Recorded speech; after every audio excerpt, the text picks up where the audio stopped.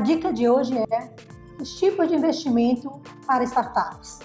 A startup ela pode ter um investimento através de um investidor anjo, que é aquele profissional, aquela pessoa que tem um capital e coloca na startup aquele recurso. Normalmente é um valor na faixa de 50, 100 mil, 200 mil.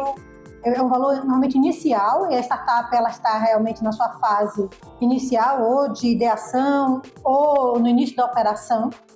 E esse valor é um valor colocado pessoa física, pelo aquele investidor anjo, e normalmente também é o smart money, com a pessoa que também está acompanhando aquela startup. Esse investimento também pode ser através do familiar, né, algum parente que acredita naquela ideia e naquela equipe, naqueles fundadores também fazem esse investimento. Ou mesmo o investimento pode ser um investimento mais profissional, aquele investimento que a gente fala de um capital semente, que é o seed, no momento inicial, através de um venture capital, que faz esse investimento nas fases iniciais de uma startup. E esse investimento normalmente já é uma fase um pouco maior, né? A partir de 100 mil, 200, 300, até 500 mil reais. Esse investimento, que é um investimento colocado nas primeiras fases daquela startup, permite que a startup consiga ter a sua operação e o seu crescimento até chegar no nível de escalar, que é quando ela estaria passando para uma nova fase e buscando novos investidores, saindo daquela fase de investidor da fase seed e buscando um investidor já na fase mais avançada, que permita que a startup consiga escalar. Em paralelo a isso, existe também os investimentos através de aceleradoras, que pode ser a aceleradora que coloca o cheque junto com toda a inteligência de negócio, com a fase realmente de smart money, que é a mentoria e apoio àquela startup, como também as de buildagem, que não colocam cheque necessariamente, mas coloca toda uma equipe para trabalhar junto com os fundadores daquela startup, ajudando a startup a desenvolver, alcançar mercado, abrindo mercado, preparando a startup para apresentar para os fundos de investimento ou mesmo um possível M&A. Então, essas são formas que a gente encontra como investir em startup. Além desses modelos, tem também o que eu acabei de falar, que é o processo como M&A, que a startup ela já atingiu uma fase mais avançada e ela pode ser adquirida por uma empresa que tenha afinidade com aquela startup, com aqueles serviços ou produtos que ela está oferecendo, e aquela startup passa a fazer parte do portfólio daquela empresa. Então, recapitulando, a gente tem algumas fases de acordo com a fase em que a startup se encontra, né? Então, esses primeiros modelos, que é investidor anjo, ou mesmo a família, ou o pré-seed, através de um venture capital que coloca cheques menores, ou uma buildagem, são todos realizados no primeiro momento, no primeiro time, né, primeiros anos daquela startup, que ela ainda está em sua fase de ideação ou operação, ou começando a fazer o seu crescimento e a ter seu faturamento. Na hora que a startup já alcança uma fase de scale-up, esse momento a startup já está pronta para ir buscar novos investidores através dos venture capitals, são os fundos de investimento, com potencial de realizar um investimento por equity numa proporção maior, né? Cheques maiores. Aí a gente já está falando de cheque de alguns milhões, né? E esses cheques é que fazem toda a diferença na vida da startup para que ela consiga escalar, onde ela possa alcançar novos mercados, atingir novas regiões, ou até mesmo lançar novos produtos. Sendo que a startup, para chegar nesse ponto, ela já tem que ter um nível de maturidade, já tem que estar com os seus clientes e o seu modelo já 100% validado e atendendo esse mercado, com uma recorrência, com um MRR que garanta que ela é uma empresa realmente sustentável. É difícil você ver um cheque em uma fase maior de um venture capital em startups ainda nas suas fases iniciais. A startup, na hora que ela recebe esse cheque de um venture capital, ela está pronta para poder ela tracionar e ela alcançar novas fases, né? A gente observa hoje no Brasil que, segundo até estudos desse último ano, que mesmo com toda a crise, todo o cenário, as startups conseguem continuar recebendo seus investimentos. A gente observou um crescimento de mais de 9% de investimentos em startups. E se você observa esse crescimento, mesmo em situações de cenários instáveis, isso demonstra que é uma forma de você ter a tranquilidade de que o mercado ainda tem recurso. Agora, a startup tem que estar mais bem preparada, tem que estar pronta realmente para tracionar, tem que estar pronta para poder garantir nesse investimento, que é um investimento de tanto risco, uma certa segurança de que é uma startup sustentável. Então, essa fase é a fase em que a gente começa a selecionar melhor quais são as startups que vão fazer parte do portfólio. Então, dentro desse processo de investimento, seja na série A, que é quando a startup já passou por uma fase de ter seus pré-investimentos, saiu dessa fase pré-seed, né, que é a fase semente, e ela já está naquele momento operando e tracionando, a busca por investimento, tanto no Brasil como até recursos de venture capital fora do país. Essa startup tem que ter uma força de tração e trazer realmente um diferencial de mercado e mostrar o potencial, não só através dos seus founders, mas também através do seu modelo de negócio, de que realmente ela realmente é sustentável, ela realmente dá uma certa garantia para que ela continue crescendo e atingindo o mercado o suficiente para que se faça esse nível de investimento. Ela sai da série A para a série B, quando ela já está atingindo os seus 50 milhões em captação de investimento, uma startup que já está com faturamento que garanta esse processo, né, de ter um alto investimento. Então, essa fase da série B é a fase em que a startup ela já está em escala e ela já está pronta para poder alcançar, muitas vezes, não só aquela região, ou até mesmo sair e exportar o seu serviço, exportar o que ela vem ofertando no mercado. Então, esse é o formato em que as startups elas recebem investimento. Seja no modelo, como a gente falou, inicial, uma fase ainda semente, com cheques menores, de um familiar ou investidor anjo, ou uma rede de anjos, ou até mesmo o equity crowdfunding. Como é que funciona esse modelo? Esse modelo é um modelo regulado pela CVM, em que existe a plataforma e vários investidores, eles acessam e fazem um lance menor. Então, são cheques menores que juntos formam um montante maior para ser investido naquela startup. Esse também ainda é, normalmente, no momento inicial de cheques até 1 milhão, 1,5 milhão. Né? Então, é assim que tem funcionado os investimentos nas startups. São modelos de investimento em startup.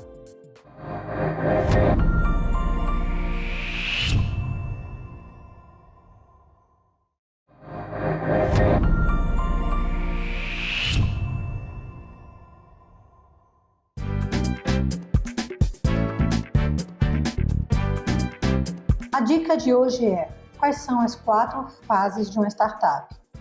Uma startup, ela nasce a partir de uma ideia. Então, precisa que o fundador seja apaixonado por uma ideia, mas que essa ideia, por si só, ela nada serve se ela não atender a uma dor que existe no mercado. Então, ela tem que trazer a solução para uma dor. Então, é exatamente nesse processo de solução para a dor que é o que a gente chama de ideação. É quando está surgindo esse processo. O próprio nome já diz, ideia, ideação. Então, você identifica uma dor que existe e você vai desenvolver a solução para aquela dor. Essa solução pode ser desde um serviço, como pode ser um produto, como pode ser algo que normalmente não nasce em garagem, mas sim nas grandes universidades e no centro de pesquisa, que é algo tecnológico, uma biotech, uma pesquisa de estudo, uma pesquisa de doutorado, e que dali está atendendo uma dor, e essa dor pode ser se transformar em algo que você monetize, né? Que você venha realmente atender a um público maior e escalar esse processo. Então, a ideação, toda startup passa pela fase da ideação. Ela saindo da fase da ideação, ela já vai para o seu processo de operação, que é o momento em que ela realmente começa a colocar em prática aquilo que ela idealizou, rodando o seu MVP, que é o mínimo produto viável. Esse processo de rodar o mínimo produto viável é o momento em que ela cria algo que torna real aquela ideia, né? É o momento em que ela realmente soluciona aquela dor, traz algo que vai atender ao mercado. Então, nesse momento, o MVP ele passa a ser testado e aplicado para observar se realmente está atendendo e se o mercado está aceitando bem aquela solução. Então, esse é o passo da ideação, onde você já tem uma solução, rodou o MVP e aquele MVP você está conquistando um público que realmente venha aderir àquela sua solução. Essa fase é a fase inicial, em que muitas startups ela não conseguem nem chegar na fase de operacionalizar efetivamente, ou muitas vezes sair do seu ambiente familiar ou ambiente local onde ela está situada. É uma fase muito difícil, porque é a fase que você torna real a solução que você tinha, aquela paixão que você desenvolveu. E vai para a fase da operação. Na operação, você começa a observar que você não consegue mais construir aquilo sozinho. Vocês, founders, precisam de mais equipe, porque você precisa atingir um público maior, tornar aquilo real. E para operacionalizar, você precisa muitas vezes automatizar aquele processo e de uma equipe que venha acreditar naquela ideia e possa tornar aquilo real. É exatamente nessa fase também de operação em que você muitas vezes está precisando de um capital maior para poder você conseguir tornar real aquela sua solução. Então, você precisa fazer investimento, você precisa muitas vezes de um espaço físico, você precisa de um espaço digital, você precisa de tecnologia, você precisa importar uma tecnologia ou muitas vezes produzir, né? Então, esse processo é um processo custoso, é o processo de início do seu processo, porque para rodar o MVP, você não necessariamente precisa de um caixa desse. O MVP você pode rodar muitas vezes de uma forma muito simplificada, com um teste pontual. Mas na hora que você vai para a operação, que já é a segunda fase da startup, você precisa estar mais pronto, você precisa alcançar um público que você desconhece, ou seja, não é aquele público que tem um relacionamento contigo. É claro que você precisa conhecer todo o público que vai ser seu cliente, você precisa identificar quem é esse persona. Só que para você alcançar esse persona que até então para você era algo desconhecido, você precisa estar capitalizado, precisa estar com equipe preparada, você precisa formar equipe, preparar todo o seu funil de venda, preparar todos os seus processos para que você consiga entrar no mercado e conquistar o mercado. Você precisa ter sua marca consolidada, você precisa ter a sua marca como sendo referente no mercado. Então, é um processo custoso. Se você é B2C, então o custo é muito maior. Na hora que você vai para o modelo B2B, você pode reduzir um pouco o custo, mas é um mercado também que você precisa ser muito profissional para conseguir alcançar, porque na hora que você faz a venda para uma outra empresa, um outro negócio. Então, o mais interessante nesse processo todo é você ter a garantia de que você tem uma recorrência nesse processo. Seus clientes realmente estão interessados naquilo que você está ofertando e estão consumindo esse produto, né? Então, essa conquista de mercado, que é durante esse processo sua da segunda fase da startup, que é a fase da operação, é um desafio muito grande. Até porque você tem que conhecer bem o mercado. Você não consegue alcançar o mercado, alcançar o público, se você não conhece esse mercado. Então, você precisa conhecer o mercado, você precisa desenvolver muito bem seu funil de venda, seu produto tem que ter sido validado antes, na fase inicial, né? Então, essa fase de operação, você ainda pode ter algum momento, alguma validação, pode ser que seja um momento que você precise pivotar alguma coisa, ou seja, transformar aquela ideia em algo que você observou que houve uma demanda maior do que você está imaginando pelo mercado, né? É a fase que você precisa estar também se preparando para buscar uma captação, para poder você conseguir ter força e fôlego para alcançar um espaço maior, né? Então, esse momento é quando você está alcançando esses objetivos e você está saindo dessa fase da operação para uma fase que a gente identifica muito bem, que é a fase da tração. Tração, você já está com o produto validado no mercado. Você já sabe para que veio, você já é referência, já tem uma identidade e agora você está se preparando para só produzir em grande escala. Então, você começa a tracionar, a desenvolver naquela região, a ser realmente ser rápido nesse processo, né? Evitar as forças da concorrência. Então, na hora que você se estabelece e passa a ter uma identidade no seu mercado, então você está evitando aquela força da concorrência. Você sabe, algo que é muito difícil para os fundadores é estabelecer a monetização, quanto vale, né? Então, você sabe muito bem diferenciar preço de valor. Então, você sabe atribuir um valor àquilo que inicialmente era uma ideia e que agora resolve uma dor, né? Então, como você estabeleceu o valor, quanto custa isso, qual o valor e qual o seu ROI, qual o retorno que vai ter para os investidores. E qual é esse valuation que naquele momento a sua empresa atingiu? Já que você passa a ser uma referência no mercado, quanto vale a sua empresa? A gente sabe que muitas vezes esse valor é um valor até abstrato, né? Então você não consegue, não é tão simples para você quantificar isso, porque a gente usa algumas ferramentas e alguns métodos para poder fazer essa quantificação, até porque não necessariamente você break-even, não necessariamente seu fluxo de caixa é um fluxo que está saudável ainda.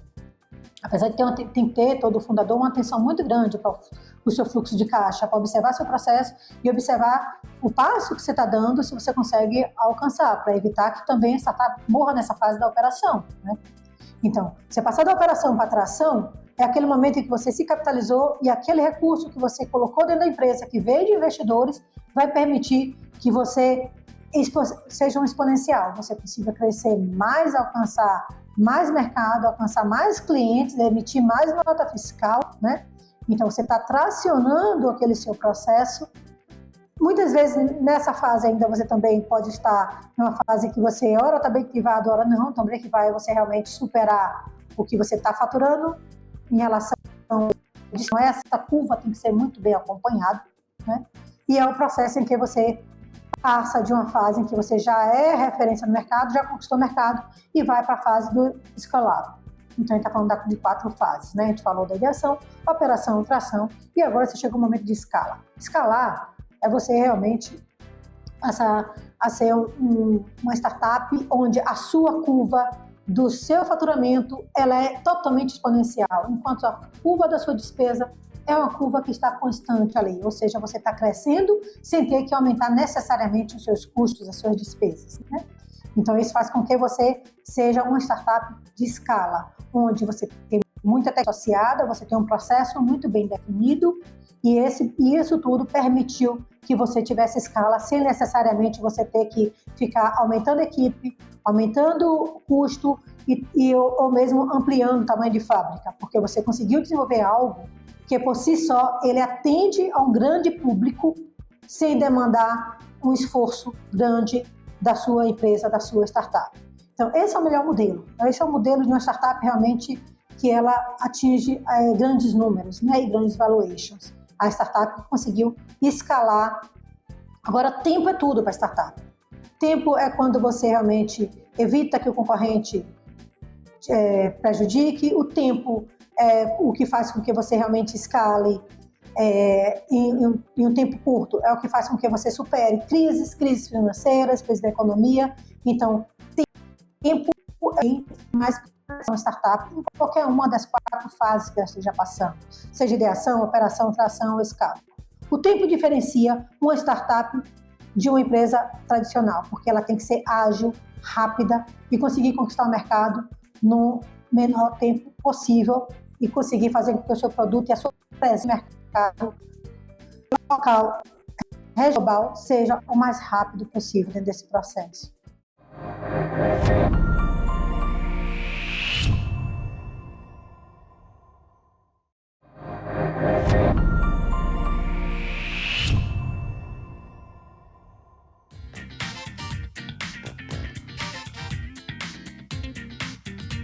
A dica de hoje é quais são os clientes de uma startup, como você prospectar esses clientes com a startup. E como você, empreendedor, atuar junto a esses clientes. Vamos lá. A startup, ela pode atuar de algumas formas. Como a gente já vem falando aqui, ela pode ser um B2C, né, que é aquele que atende ao cliente final, que é um modelo difícil, mas que as grandes referências hoje, que são unicórnios, né, vieram por esse meio aí, atendendo o B2C, porque é o grande público, né? Só que para você ser um empreendedor que vai atuar no B2C, você tem que ter um domínio muito grande de quem é esse persona que você quer atingir, quem é esse mercado, como você fazer seu copyright, como você desenvolver o seu funil de venda, né? Então, é algo que realmente precisa ser um especialista no modelo de marketing digital. Se você vai atuar em qualquer área do conhecimento, hoje o marketing digital é o que vai permitir que você consiga ter uma grande escala, né? Então, quais são as ferramentas que você usa? E quanto você vai conseguir investir? Porque qual vai ser o CAC, né? O custo desse cliente seu. Quanto você vai ter que gastar para conquistar um novo cliente? E não adianta só conquistar um novo cliente. Como você manter esse cliente, né? Como você reduzir para você não ter um churn muito grande, muito elevado de clientes que experimentaram a sua solução, mas desistiram no meio do caminho e deixou de ser cliente. Porque você conquistar um cliente é algo muito caro, e você perder esse cliente é algo muito penoso, você não pode permitir que isso aconteça. E quando você aumentar o NPS que é exatamente aqueles que vão ser os seus clientes que estão super satisfeitos, que vão indicar você, vão ser os que vão promover a sua marca, vão ser os promoters lá de todo aquilo que você está vendendo, todo o serviço que está ofertando. Então, como você desenvolver, você está muito atenado para seus indicadores de perto, acompanhar de perto o seu CAC, que é esse custo do cliente, acompanhar de perto esse NPS através de pesquisas e observar como é que estão as críticas nas redes sociais do seu produto, para saber se você tem bastante pessoas realmente promovendo ou não a sua marca. Observar também como é que está o LTV, né, o tempo de vida que aquele cliente, ele permanece, ele consumiu uma vez e volta a consumir, qual o ciclo daquele cliente no consumo do seu produto. Então, esse cliente B2C, ele tem que ter uma atenção muito especial. E como conquistar novos clientes? Então, você tem que colocar metas de crescimento, metas de alcançar novas regiões, metas de alcançar o público. Você tem que definir bem seu persona e ver se aquele nicho que você definiu é o nicho com quem você está conseguindo falar. Se seu logo fala para aquele nicho, se sua paleta de cores está falando para ele, se seu público está ali enxergando como você gostaria que fosse enxergado, né? Ou se você consegue se fazer enxergar como seu cliente gostaria que fosse, né? Então, tem que ter a questão que é o cliente está se satisfazendo com a sua marca, com o seu serviço, com o que você está ofertando, né? Então, essa preocupação é uma preocupação constante de quem está vendendo no B2C.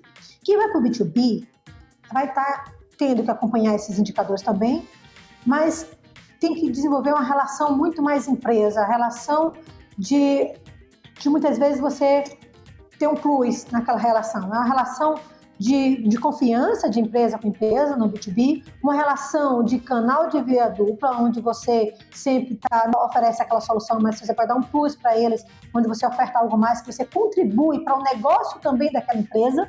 Então, não é só a sua empresa que cresce, a empresa que está consumindo, que é seu cliente, também deve crescer. Então, é um crescimento conjunto, os dois têm que estar juntos, crescendo em oportunidade. Então, aquele cliente que é um cliente, negócio, empresa, você tem que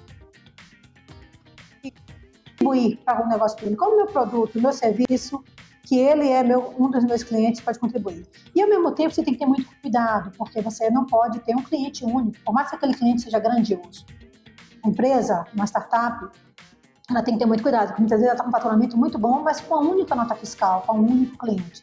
Isso é um risco, porque a vida da sua startup depende exclusivamente daquele cliente. Então, a startup tem que diversificar, ela precisa ter vários clientes, somente quando a gente fala nesse processo do B2B, né? Tem que ter vários clientes para poder, inclusive, legitimar de que aquela solução que ela criou, que ela validou, que é o MVP, é uma solução que atende um grupo, né, de negócio, é um nicho de negócio, e não apenas a um único cliente, ela não é uma empresa criada para um cliente. Então, esse olhar também dessa preocupação é relevante.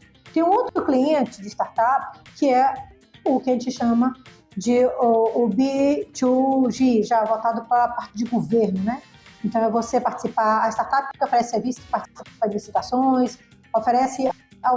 A startup tem que ter um cuidado muito grande, porque além de estar muito preocupada com toda a parte da regulamentação, da governança, do compliance e como atender a esse ente público, observar também que é uma relação que tem que ser duradoura, não pode ser a cada ciclo governamental. Tem que ser um contrato onde ela está ali, porque ela atende aquela demanda, né, que é uma demanda pública, mas que ela não só oferta exclusivamente para aquele ente público, mas ela pode ofertar para vários outros entes públicos, e que é uma relação de um ciclo maior do que o ciclo de 4 anos. Então, ela tem que se provar isso, demonstrar que é uma startup que realmente nasceu para atender, na verdade, uma dor que aquele ente público tem e que ela vai estar levando a solução e vai estar contribuindo. Então, a gente observa que dentro do público, a startup ela tem 3 fontes importantes, só que ela não necessariamente atua exclusivamente com cada um desses, ela pode atuar com vários. Ela pode ser um B2B, 2C, ela pode estar vendendo para uma empresa, fechando um contrato com uma empresa e automaticamente atendendo a um cliente também.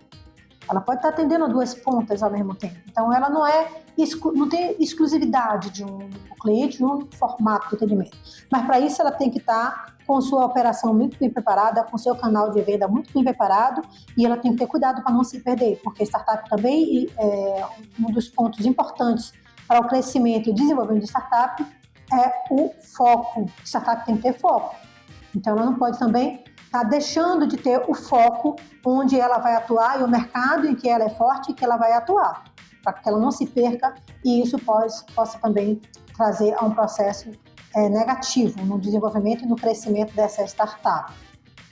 Então, todos esses são pontos que a gente tem que estar bem relevante e tendo cuidado no desenvolvimento de uma relação e do funil de vendas e de uma relação com o cliente.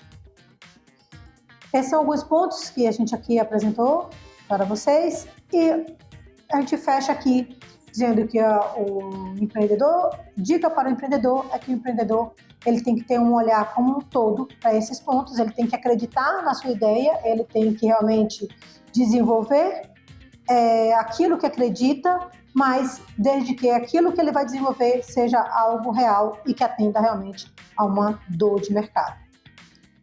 Então, fica a dica para que essas startups a gente possa estar juntos aí, desenvolvendo e crescendo esse grande mercado empreendedor brasileiro aí de startups.